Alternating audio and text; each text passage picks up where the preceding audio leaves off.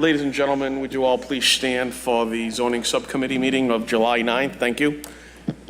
I pledge allegiance to the flag of the United States of America and to the republic for which it stands, one nation, under God, indivisible, with liberty and justice for all. I believe I'm just waiting for one more person for a quorum. However, I will conduct the meeting as such. And considering we have 1, 2, 3, 4, 5, 6 councilors.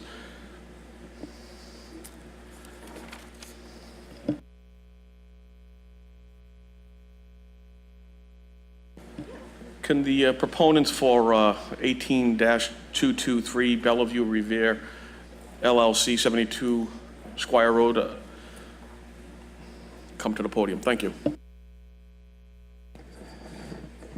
Good afternoon, councilors. Corey Rhodes with D'Ambrosio Brown, LLP, 14 Proctor Avenue in Revere. I represent Bellevue Revere LLC, and this is a special permit for townhouse use. This is on a lot at the back of Bellevue Ave, as we stated at the hearing the other night. This is actually to reduce a project that was previously approved in May of 2017. We're reducing it from 8 townhouse units to 4 townhouse units. We're still meeting all the dimensional requirements and all the parking requirements, and just looking for that special permit of use. It's something that my client worked closely with Councilor Powers on to bring a smaller scope project to this neighborhood and have less of an impact. And we're happy to answer any questions you have and ask for your support. Thank you. I'd like to open it up to the councilors that are here, and just in recognition, I'd like to start from my left to my right, considering we normally go right to left. We have Ward 5 Councilor John Powers, as well as Ward 6 Councilor Charlie Patch. To my right, I have Councilor Ira Novoselsky from Ward 2, Joanne McKenna from Ward 1, and Patrick Keefe from Ward 4. I'm going to open it up to the Ward Councilor first, if he has any questions regarding this project, considering he's done such a great amount of work there.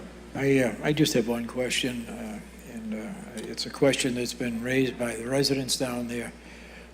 As you know, the next street down is Ford Street, and I think the main concern with the people down there was that the Bellevue or Ford Street not be made contiguous to each other, you know, so no turnaround there. Correct. From Ford Street to Bellevue.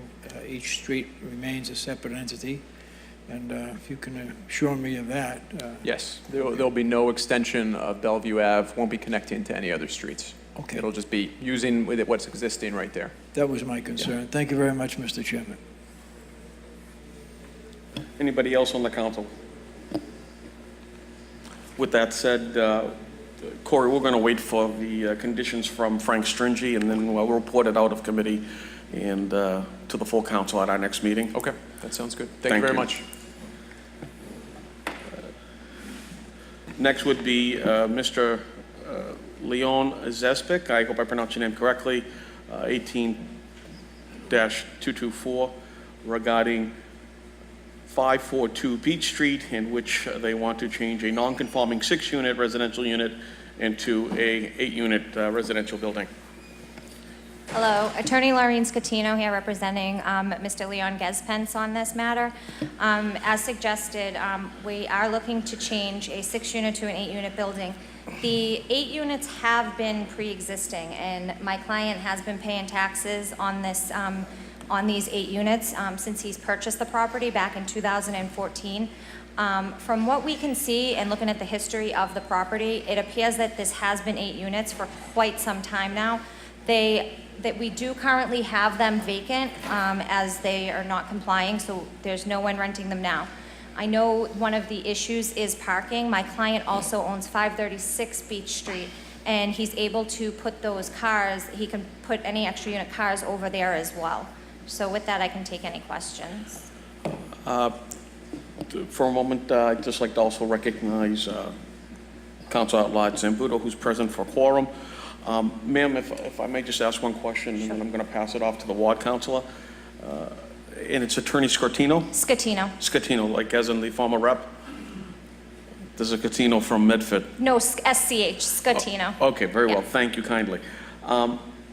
You said 536 Beach Street, correct? Yes. That would also be a white facade building, if I'm not mistaken, that's to the left side of it? I mean, if I'm looking at it correctly from, It's grayish, but yeah. okay. So where are those cars gonna park? So they have, we don't, Because they don't have parking on, I mean, I know the area intrinsically, so you're taking from one part to the other, a total of 14 units. So we How do you don't- park? most of the tenants, we've actually taken kind of a role on this, and most of our tenants do not have vehicles, and we are willing to work within our leases to basically say, you know, we're not guaranteeing you any parking, we don't charge for our parking. But what do so you do when one tenant leaves and someone comes in, you've got 3 kids, both of them have cars? we can Because put- my ex-wife went from having 1 car in the driveway to now she has 3 cars in the driveway once my daughter turned 17 and my sister moved in. Fully understood, you know. Can't predict. We can't predict, obviously, we can't tell the future. We can put some things in our leases, but that doesn't mean that they're necessarily enforceable. But we are happy to, you know, put restrictions in our leases based on the number of cars and things like that. That said, I'd like to offer this to Councilor Novoselsky. Thank you, Mr. Chairman. Mr. Chairman, you know, I've had discussions with the counselor over the last, actually 6 months, when she had the prior request. And, you know, this building, you know, and I know it's not the current owner's issue at this time, but before this, okay, and prior owners, the landlords back then they definitely made illegal apartments in the basement. And we had many, many times, if we go into the records, we'll see in the building department that there were orders issued to remove kitchens and bathrooms and on a regular basis down there. You know, despite, you know, the parking issue, and technically, when you look at the parking in the city ordinances, there's no parking behind the building. So technically, in that building, parking is illegal anyway. So now you're adding more cars to make them illegal. But, you know, it's a very dense neighborhood.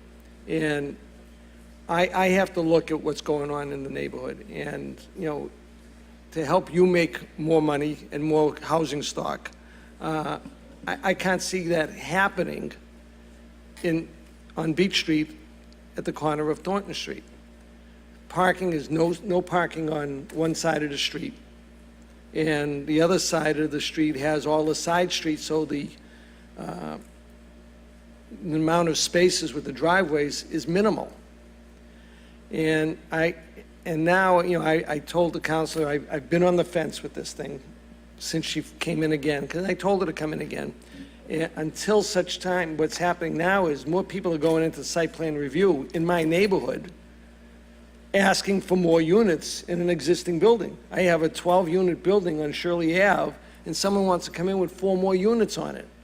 And if we start a precedent of approving additional units, this is going to expand, and every 6 family is going to be 8 family, and the 12 families are going to be 16 families, all over the place. I'm trying to get a thinner and not as dense neighborhood. That's why way back when we made all of Shirley Ave Hills RB instead of RC.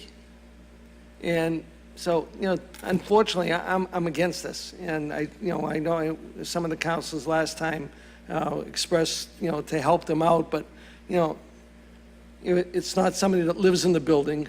You know, he's, you know, and not that it's not a negative, but he's an absentee landlord. And I know he tries to take care of the buildings. But I just can't see it happening now because it's just escalating more and more. So that's my thoughts on it right now. Thank you, Council. Does anybody else have any commentary? Council Powers? Thank you, Mr. Chairman. You know, I certainly recognize the sentiments of yourself, Mr. Chairman, and the Ward Council with regard to parking. You know, you have 2 buildings in an area that's heavily congested to begin with, and now you're looking to add 2 more units, and also you're creating a need for 4 more parking spaces in the area, and I just think that's the wrong way to go. If they don't have the parking, they don't have the parking, and I'm going to support the Ward Council on this. Thank you, Mr. Chairman. If I could, that, this is slightly different, only because this is a pre-existing condition not caused by my client. My client has been paying taxes. He has had certificates from the fire department showing 8 units. Everything goes back quite some time now. So there has always, albeit not legally, there has always been 8 units here. So when, when you say adding, while I understand, the issue, it's been pre-existing there the whole time. And to punish my client for this matter, we are willing to work with the community as much as we can. My client does have a 24-hour property management service there so that, any issues can be addressed immediately. Councilor Zambudo? Thank you, Mr. Chairman. I'm one that doesn't like to paint with a broad brush, and I look at each proposal on its merit. I saw this when it first came up. I tried to work with the attorney, and I kind of thought the ward council was going to be on board, but he's obviously not tonight. I have no control over that. However, I think they've worked in good faith to try to make this work, an existing condition, and I think the mitigation with the parking at the other building the person owns, I think it's workable. Now, I can certainly understand making the case that, there's not enough parking and all this, and the attorney says that they certainly put something in the lease, and they already have most of their units don't have parking, don't have cars, and we don't know that's going to continue forever. However, there are ways, and we have approved other projects where people put in the lease that there's no car, and in the same neighborhood. But we're not going to get specific about this. All I can say is that I support this, and I like to see people coming to try to make things legal that have been illegal, especially when they didn't own it in the first place, and they come here in good faith to try to turn it legal. So I support this, and that's my story, and I'm sticking to it. Thank you, Councilor. Councilor Patch, and Councilor McKenna. Thank you, Mr. Chairman. Since the ward council said that, are the 2 apartments in the basement, are they rented now? No, they're not. We actually found out that they were technically not fully compliant when we got a letter from the city of Revere. As a matter of fact, it's the only thing inside the building jacket.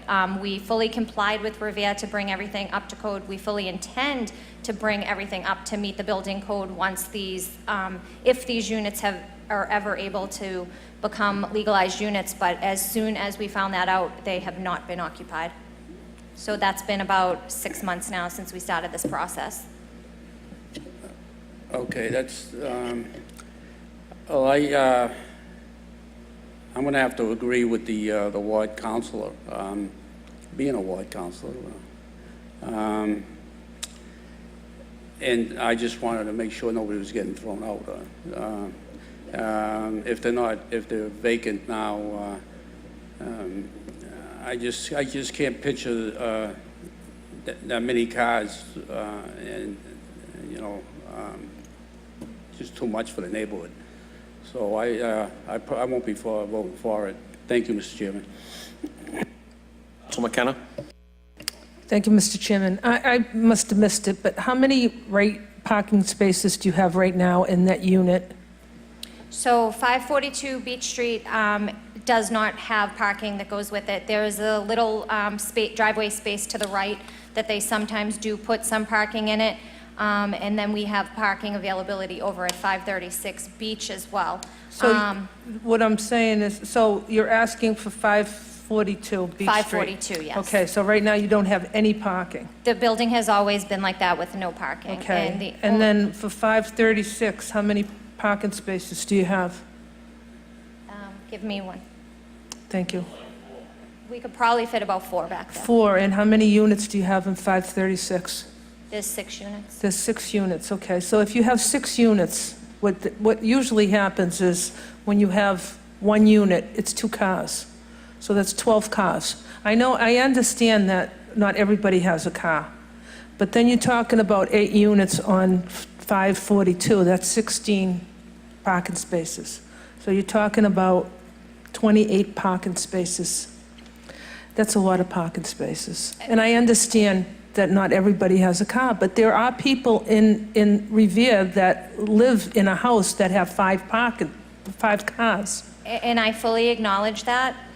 The reason that a lot of my clients' tenants actually choose to live on Beach Street is because it's proximity to the public transportation, and they are the type of tenants that actually utilize public transportation. Not all of them necessarily have the means to have a vehicle and things of that nature. So while I fully understand that Revere and any other city has parking issues, there has been an influx of residents that they don't rely on their vehicles constantly. There's Uber, there's public transportation, and Beach Street has ample access right to public transportation.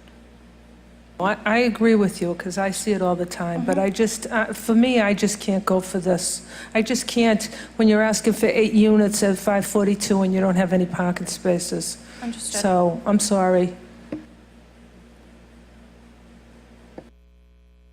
Any other councilors? Mr. Chairman, just if I may, and not to make a super big McGiller out of this thing, when people come up here and say, well, they're paying taxes for 8 units, we have to realize that when Patriot Property goes out to inspect, it's what you see is what you get. If they see 8 units, that's what they're going to tax you on. But when you go down to building department, they only see it as 6 units because there were never any permits pulled to make those other 2 units legal, and also because of the zoning in the city. May I interrupt? Sure, Councilor.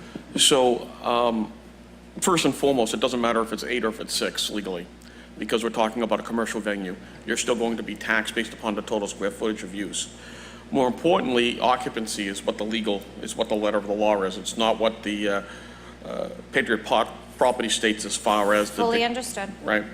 My biggest concern is looking at the property as it sits.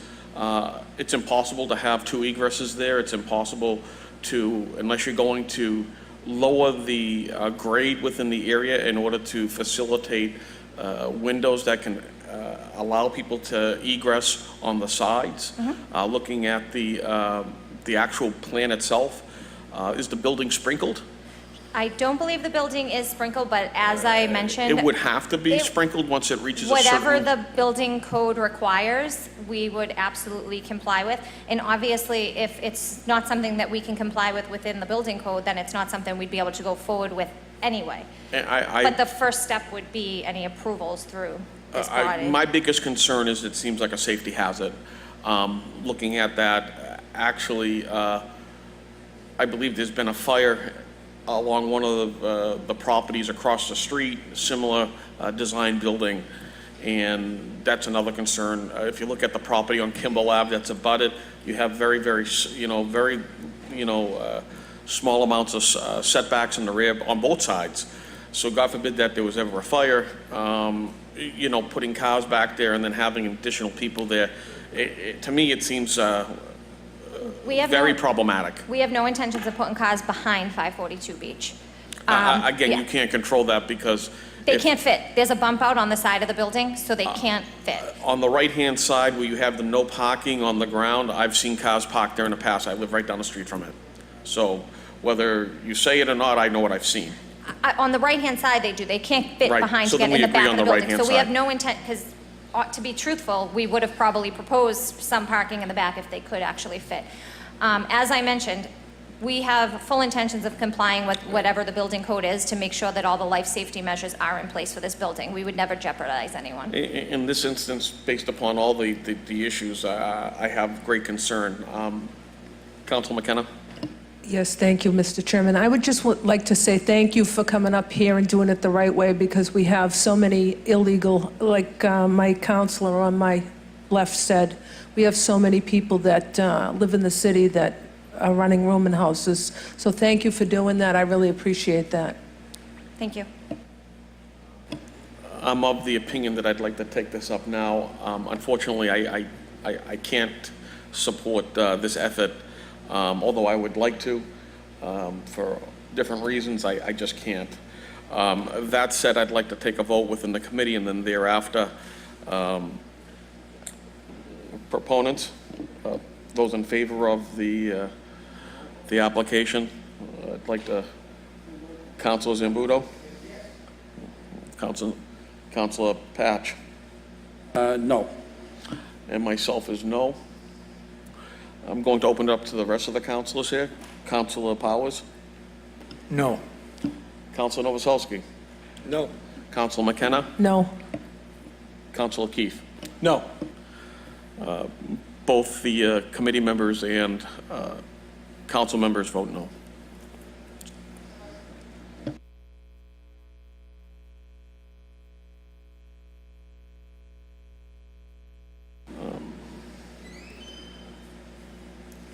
Actually, if we can just record into the record, the reasons why it was denied was due to density, parking, safety, lack of egress, and nonconformity. Thank you.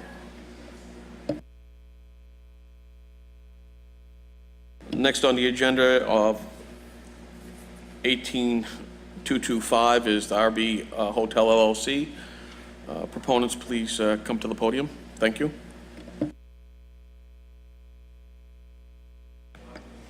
And just Thank you. name and address, please.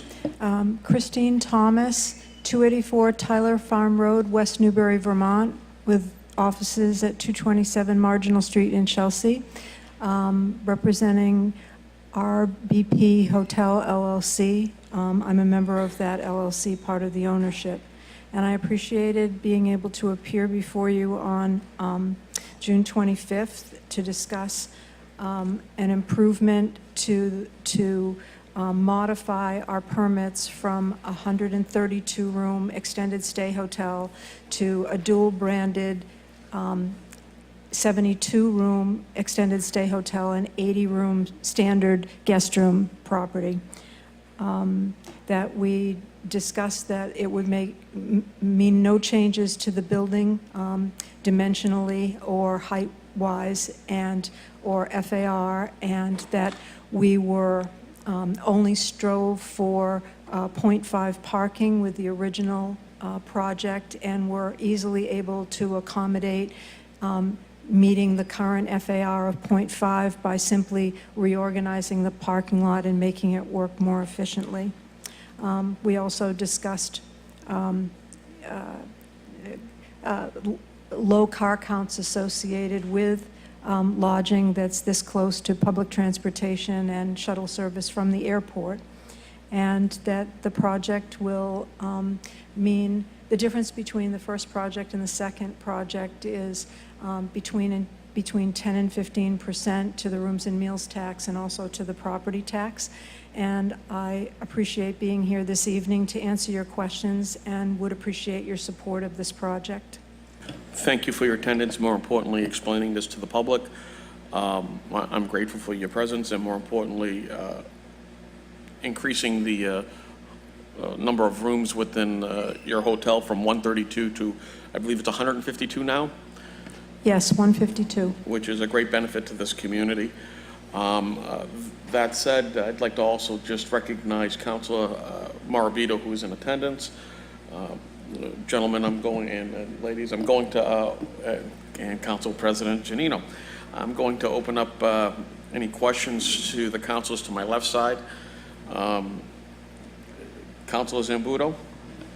Thank you, Mr. Chairman. I think I've been pretty vocal about my support for this project.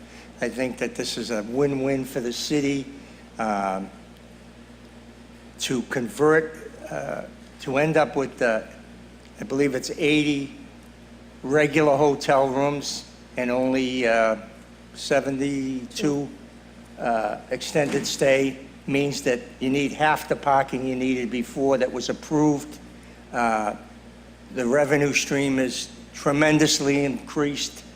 I think it's not of any real value for me to go on about the quality of the product that these people build. I think most of us that do our homework have investigated that. It's a first-class company that does first-class work, and all you have to do is go visit their hotels to see that. You know, I hate to use cliches, but this falls in the category of a no-brainer. I can't see anybody not supporting this project.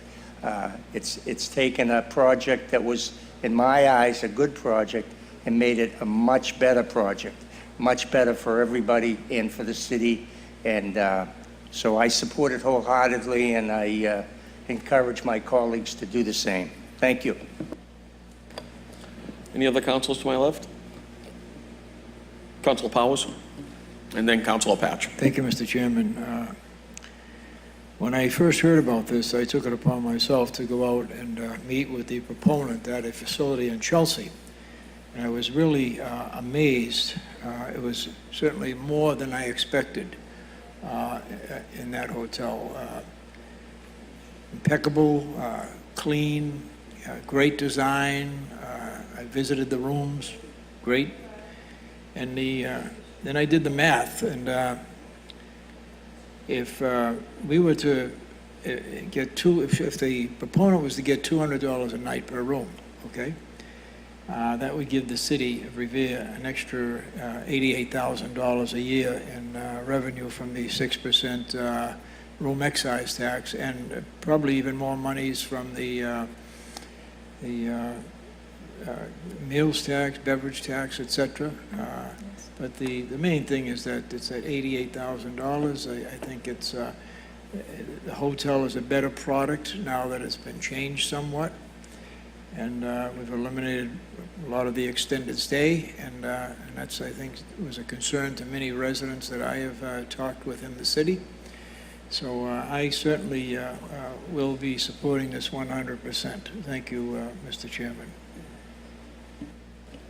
Thank you, Mr. Chairman. Councilor Patch?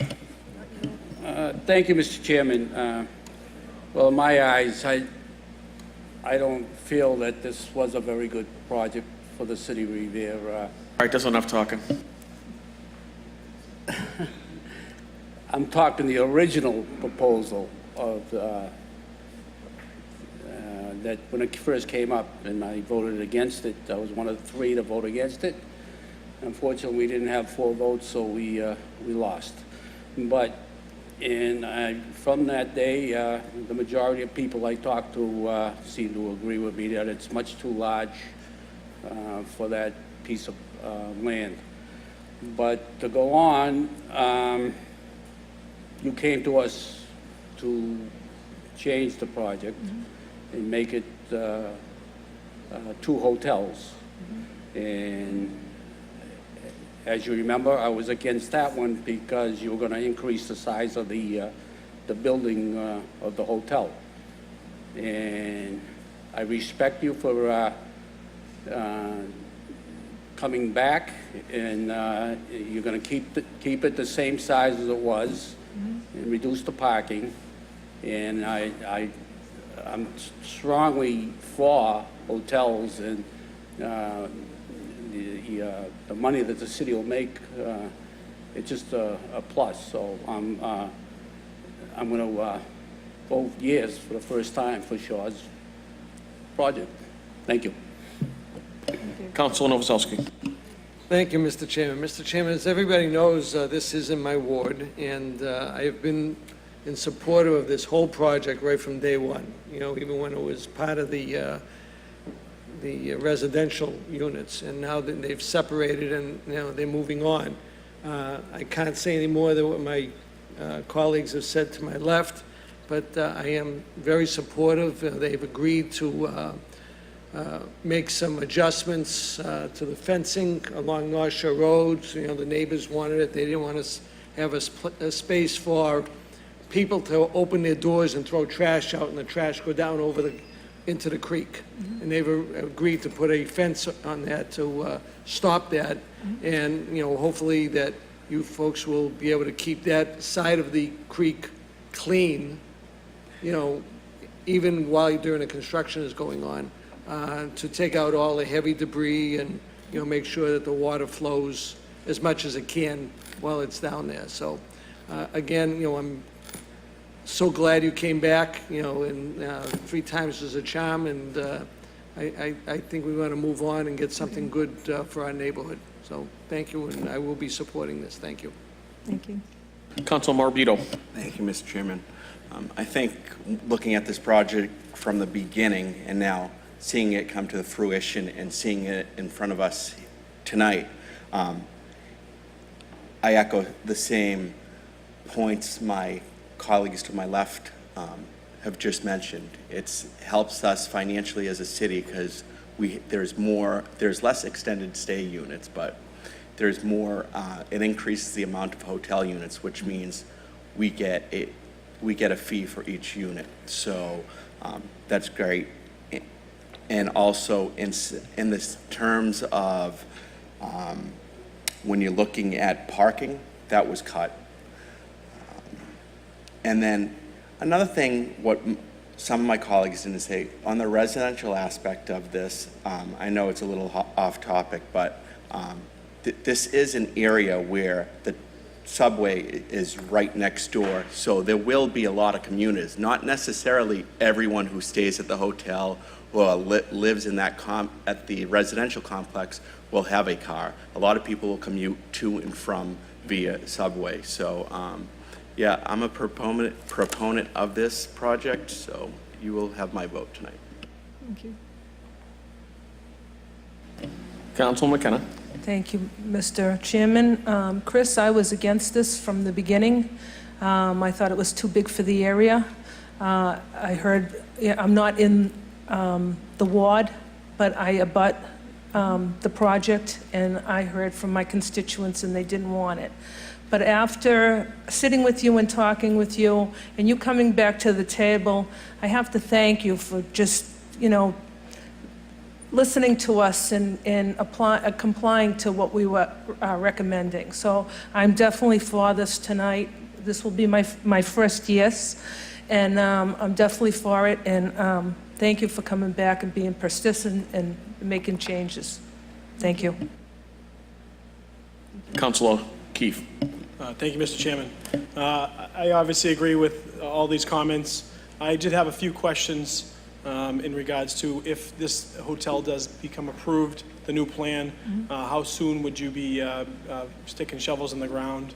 There's some level of excitement with the residential side being built, but we'd like to see that whole project come to fruition, obviously sooner than later. And then just a statement that hotels in the city of Revere are great for business. Restaurant owners are excited. I talked to some restaurant owners on Broadway, obviously. There's different business owners on Squire Road and closer to the beach. They need this. They need this type of transient guests coming in our city and eating the restaurants and going to the businesses in the area. So there's, like Councilor Zambudo said, it's a no-brainer. But on the project beginning. There are minor modifications to the plan that we need to make in order to submit full building permits, but it is minor, that we were pretty far along in the drawings, and there's no significant change to the ground floor plans, the structural, but there is some changes to the mechanical, electrical, and plumbing. So our team is prepared. You may remember that we're a fully integrated company that has in-house architectural and engineering team members that we can put on this right away. We are not in a need to queue up in subcontractor queues for that aspect of the project. And this fall. Thank you. Councilor Rizzo. Thank you very much, Mr. Chairman. Well, I was relieved to hear that the footprint was not going to be expanded, and I am glad that at that time, as an unelected member of city government, when I spoke in opposition of the project as a whole because of neighborhood sentiment in the Beachmont area and down behind the project, and I had talked about the extended stay not being optimal as far as I was concerned for hotels here in the city, it's good that you're taking some extended stay rooms and now putting them over into a more mainstream, what we would think of, what an average person would think of as a mainstream hotel room. And I'm glad that's happening, and if that's adding to the number of rooms but not expanding the footprint, I'm okay with that. I also know that typically, especially this close to Logan, we're not going to have any real parking issues, but as I said at the last meeting, I would like a condition of this that there would be no park and fly down there, because parking is going to be tight. I'm looking at that big, huge apartment building over to the right, and I just, you know, like in so many other parts of the city that I represent, people have issues with parking all the time, and I don't want any overflow parking. I'm not even sure where that overflow parking might go, but, you know, water seeks its own level, and I really don't want to wind up into a situation where there's overflow parking that's negatively impacting residents that may abut that property down there. So I would like, you know, an amendment that just says no park and fly down there, as far use as a park and fly, if that is agreeable to members of the council. But other than that, it will have my support. Thank you. I guess what I would like to say to that is that our experience within the airport market is that we don't run our own park and fly business. We work with professional park and fly companies. Most notably, we work with Interpark, which is before you get to the city of Revere. So it's not that, because it's not our business model to do that, I don't chafe at it. I guess I would want to see how that amendment would be Sure. written. I would gladly word it in the fashion that no physical vehicle could be parked for greater than 24 hours as part of a incorporative park and fly LLC or corporation at your facility. So having Interpark come there and pick it up is different than having them park it and leaving it there. Councilor Zambudo. If I might, I agree that we shouldn't have a park and fly accessory use at the building. Correct. However, I would stop short of that by not limiting them to have their regular customers leave their car and go on a trip if they're staying a couple of days. That's different than having an accessory use park and fly. I'd be willing to put an amendment that they don't have an accessory use park and fly, but I would not be in favor of restricting a hotel for not having someone that stays and leaves their car for a couple of days and goes away. That I wouldn't be in favor of. So I want to, for someone who actually travels extensively, I want to kind of feel through what you're saying. So I arrive in Boston and I go to the hotel. I then rent a car at Avis, where have you, and I leave my car there and I have to go and fly to Martha's Vineyard for 3 days. Am I still renting at the hotel, or am I leaving my vehicle at the hotel? Which one is it? Now, you're not getting the point I'm making. No, The point I I'm making is am. there are hotels that have an express use of park and fly. I'm in favor of not having that.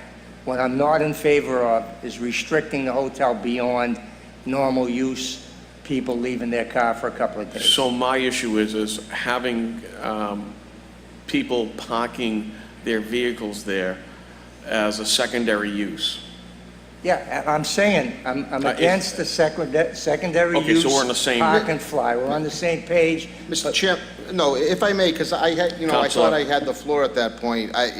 So my recommendation of a park and fly is just what it is. It's a park and fly. I mean, if you're not staying at the hotel and you're going to use that parking lot to go travel, and you're going to pay a fee to park your vehicle there, and you're not a guest of the hotel, that to me is a park and fly. Exactly, I'm in right. favor of the same thing. Okay. Yeah. So now if they're renting a room and the room is attached to the vehicle where you get a little sticker that puts on your car and I'm a guest of the hotel, but not as a park and fly, oh, well, then I'm misunderstanding you No, as we're all well on the then. same page. Okay. Yeah, absolutely. All right. Thank you very much, Mr. Chairman. Are you of the same mindset, ma'am?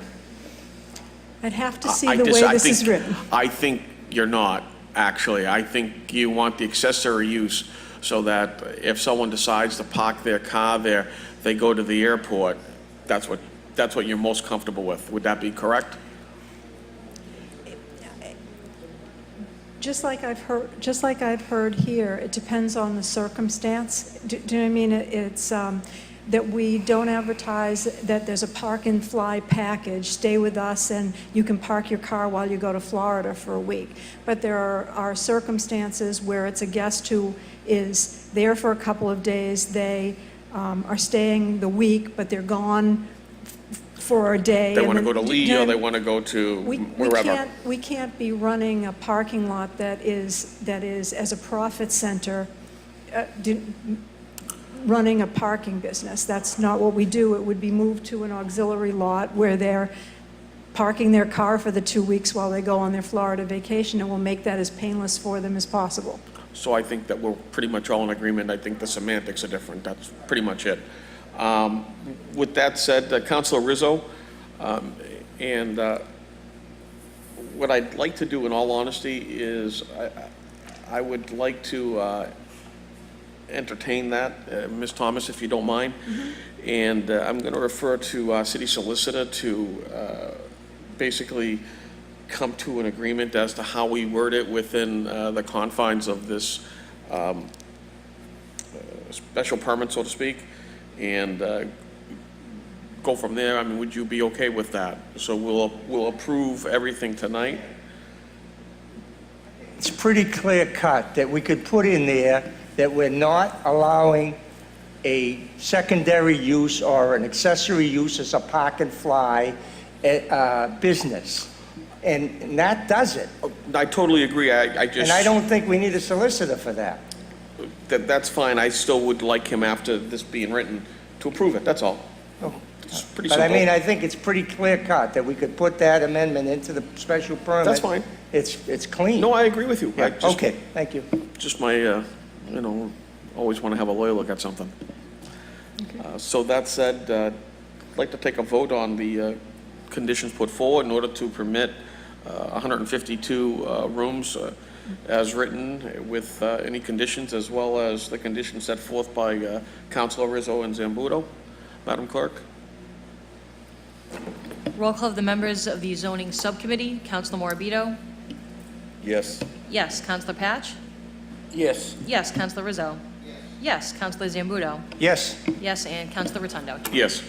Yes, the special permit will be forwarded to the full city council for approval. All set. Thank you, and thank everyone for being here. Thank you for your patience. Good luck. Next item I'd like to take up is a motion by Councilor Keefe that the mayor requests the city solicitor to revise Boston short-term rental ordinance and have it applicable to the city of Revere. Do we have any updates on that, Councilor? Thank you, Mr. Chairman. I have not gotten any word officially from the city solicitor. I'm not sure if this needs to be sent down to him or up to him, wherever he is.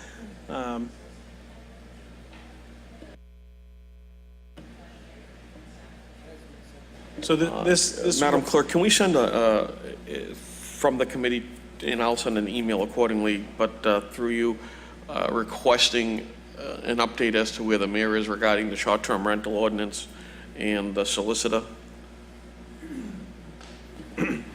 And with that, I'm going to conclude this No. meeting unless you have any other input. No, that's really the biggest amount of input. In essence, I've read through the ordinance or the wording that the city of Boston has utilized. I thought that it'd be pretty fitting with some minor tweaks to somewhat regurgitate for the city of Revere. We're in a similar region. And I think that the city solicitor, obviously, we could take a look at that and see if we can draft something up for Revere. Simple as that. Thank you. Thank you. Councilor Novoselsky? Thank you, Mr. Chairman. Mr. Chairman, this is the second motion that's come up regarding the Airbnbs within the last, I'd say, month and a half. Councilor Guanasso first put one in that we send it to the mayor. I don't know what happened with the mayor and where that motion went. I didn't go into EQ or whatever the minute track, thank you. I don't know where it went from there, and then Councilor Keefe put it in again once Boston passed theirs. So, and I think it's appropriate that we combine the two, and hopefully that the mayor put this forth to the mayor, pass this motion, get it on the books, that the councilor is going ahead with it, get it to the city solicitor, and have them do the work on it. It's basically, I know there's some things in the Boston package that may not fit us, and some things that we may want to add to it. But I think if we get a base boilerplate from the city solicitor or through the mayor's office, we have something to work with and get this thing rolling, because all we're doing now is playing footsie with it. I think we have to get some meat to it and put it to work and start protecting our city. Thank you.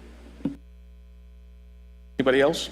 With that said, I'd like to just inform you all of something that I am hoping to present to the council, and it's relative to the project down at Suffolk Downs. I'm looking to implement a Revere Employment Commission.